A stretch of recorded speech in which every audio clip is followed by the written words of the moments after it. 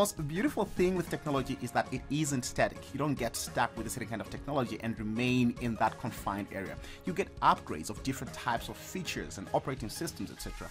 However, there is a caveat to that, because sometimes you would actually see that there is this great phenomenal feature or maybe upgrade that has been done, but your devices aren't just prepared to meet all the requirements of those kind of features.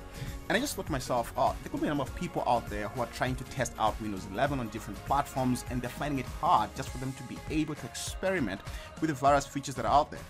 And over here, just a few features that Microsoft provides to us over Windows 11 update requirements. And over here it says, in terms of your hardware, you would need a processor of those gigahertz. You'd need at least to be running something that is compatible with 64-bit. And this is the RAM minimum requirements of 4 gig, etc. And all these things are definitely important. Now, if you're like me, whereby each and every time something new comes out, you want to test it and decide whether you'd like to keep it or not, there's so many tests that you simply want to do. And sometimes you realize, oh, maybe I'm not really able to run these, etc. But there are always ways around these things, especially for test purposes.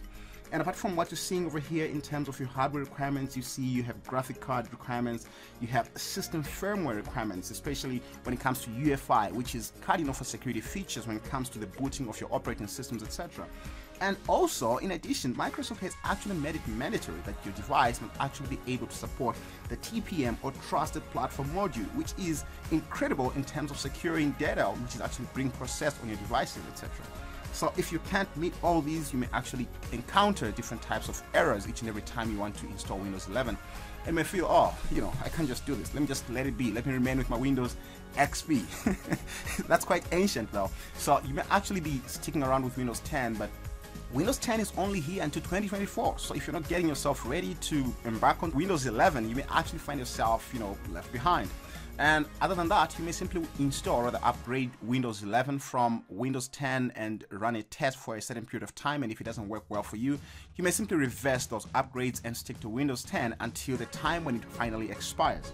Alright, and if you're going to be running these, definitely upgrading from Windows 10 can be good straight into Windows 11. However, the requirements are that if you're going to be doing that, then you must be running Windows 10 version 2004 or later. So if you don't have that, you may simply have to upgrade your Windows 10 to this and see if you can have Windows 11 installed on your device. Now, I ran across a situation that really required me to have a Windows 11 virtual machine in my environment, and I needed to do that on my VMware 6.5 ESXi. And over here, you can just walk with me and look at what exactly you can do. It's a very short process if you would like to have Windows 11 running on one of your VMs. And as I'm speaking right now, this isn't supported, but we're going to look at how we can go about that. So the first thing, I'm just going to fire up a virtual machine over there. Just going to click next over here. All right, I'll leave it on ESXi 6.5 virtual machine compatibility and my guest OS. I'm going to set this to Windows and select Windows 10 64-bit. This is the highest that I have at this point. So once I've selected that, we'll go click next. Oops, sorry. This should have a name. So this is VM3. Okay, I know it's a Windows 11 VM, so just click next over there.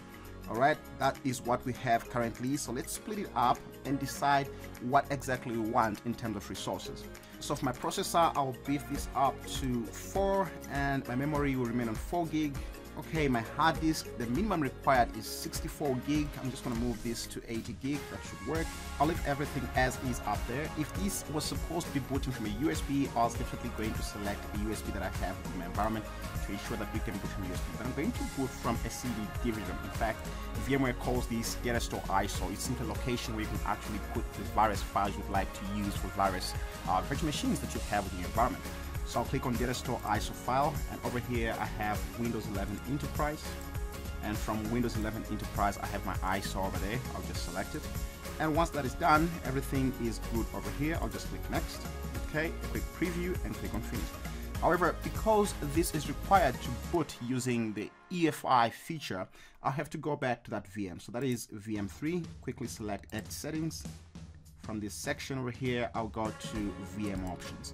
And under VM Options, I have the boot options where I have to select the EFI feature, right? So once this is in place, we should be good to go. We'll just click Save over here, and we can turn on this particular virtual machine. So let's just quickly go, click on it, and click on Power On. So from this section on, as the tradition is when you are installing Windows operating system, you're always requested to press any key to boot from CD or DVD. Oh, I missed that one, so I have to start again. So I'll quickly power that off. Yay, there we go. Alright, so at this point, Windows 11 begins to install. And let's just wait a bit and see what else we have to do from this point on. Alright, we're now at the Windows 11 installation setup, and the interface looks very familiar. If we have done installations in the past, definitely this looks very similar to what we saw with Windows 10, 8.1, etc. However, we just have to remind ourselves that we have now enabled UEFI to ensure that the installation happens, or rather the boot itself happens in a secure kind of setup, to minimize or to simply eradicate any compromise or any interference that can happen during the booting of this operating system. We've also ensured that we have met the minimum requirements in terms of the storage space, the RAM, the processor, etc. And we should be able to go. Now check here. If we click on next and go ahead and click on install, the installation seems to start and everything looks to be that bright sunny day when everything is just working out fine. And just when we thought we could now proceed with the installation, lo and behold, we have an error message. And this can be very frustrating. So over here it says, this PC can't run Windows 11. And you're there reading this PC doesn't meet the minimum system requirements to install this version of Windows. For more information, visit that link, etc. And that is where we were earlier on. Alright, so if this is the frustrating point, all you have to do is to bring in your registry. And how do we do that? We'll go Shift F10 on our keyboard, and then we can go Rage Edit. Okay, that brings in our registry, and once the registry is in, we'll go for the local machine. So we'll just expand that, expand systems, and locate setup. So we simply have to click on setup and create a new key. So we're going to call this key lab config. So I'll go there, that's our lab config, press enter, and within lab config we now have to create a D word. So just right click in there. Alright, we say new, and then we can say D word. Now D word is simply a representation for double word. This is some kind of language that is used to define data within your registry, and this can be represented using binary or hexadecimal values. And it's also very essential to simply state whether something is true or false. And because we simply want to say, well, this system actually meets the requirements of TPM version 2.0, etc., we simply go ahead and create that D word. So click over there, and we're going to call this this is going to be bypass trusted platform module check. All right, bypass TPM check. Then we can press enter over there, and then we double click on it. All right, and just change the value data. It's currently on 0, meaning it's false, and then we just press 1 to make sure that it says true. Okay, once that is done, we'll click on OK. All right, we'll close our registry and exit from here. Once we have done that, we simply have to take a step back, okay, within our installation. And once we have done that, click on next, as if to say we are starting again. And you keep your fingers crossed at this point, because this now must start your installation. And there we go. All right, so we are now asked whether we agree to the terms, etc. I don't know if you really do read this, but you should actually. You should be reading this stuff and understand what actually you're agreeing to. All right, so click accept over there, click next. And we can decide whether this is going to be an upgrade or a custom installation. In my case, this is brand new installation. We can do a partitioning for hard drives if we need to. Click next to begin the installation, and we are good to go. So that's it. And your Windows 11 should actually complete the installation. And towards the end of the installation, you simply go ahead and agree to the various terms and features that you requested to by Windows 11. So over here, you just key in your credentials and click next. Thereafter, your password.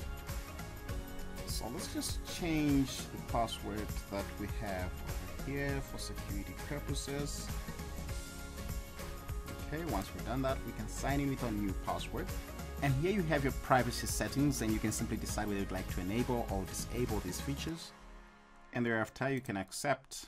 Right, so here we are. Windows 11 is all set. This is just so beautiful. I love how everything else functions with the various tabs and various features that actually make it so easier for you to access certain features, multitask, and do quite a lot of things that anybody would actually want to do today. I think Microsoft did a great job on Windows 11, while not really trying to discredit all the guys out there who actually feel that Microsoft isn't a great operating system. Rather, it's just quite a lot that we can appreciate from Microsoft, as much as we can appreciate all the wonderful features from the Penguin OS, Linux. Alright, so that is all when it comes to bypassing system requirements in order for us to install Windows 11. See you next time.